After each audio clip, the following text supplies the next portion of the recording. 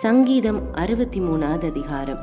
தாவீது யூதாவின் வனாந்திரத்தில் இருக்கையில் பாடின சங்கீதம். தேவனே, நீர் என்னுடைய தேவன், அதிகாலமே உம்மை தேடுகிறேன். வறண்டதும் விடாய்த்ததும் தண்ணீரற்றதுமான நிலத்திலே என் ஆத்துமா உம்மில் தாகமாய் இருக்கிறது. என் மாம்சமானது உம்மை வாஞ்சிக்கிறது. இப்படியே பரிசுத்த ஸ்தலத்தில் உம்மை பார்க்க ஆசையாயிருந்து உமது வல்லமையும் உமது மகிமையும் கண்டேன். ஜீவனை பார்க்கிலும் உமது கிருபை நல்லது. என் உதடுகள் உம்மை துதிக்கும். என் ஜீவனுள்ள மட்டும் நான் உம்மை துதித்து உமது நாமத்தை சொல்லி கையெடுப்பேன். நினத்தையும் கொழுப்பையும் உண்டது போல என் ஆத்துமா திருப்தியாகும். என் வாய் ஆனந்த களிப்புள்ள உதடுகளால் உம்மை போற்றும்.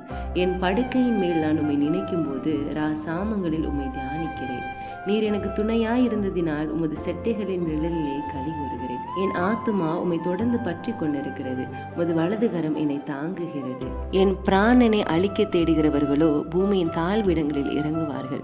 அவர்கள் பட்டயத்தால் விழுவார்கள், நரிகளுக்கு இரையாவார்கள். ராஜாவோ தேவனில் களி கூறுவார். அவர் பேரில் சத்தியம் பண்ணுகிறவர்கள் யாவரும் மேன்மை பாராட்டுவார்கள். பொய் பேசுகிறவர்களின் வாய் அடைக்கப்படும்.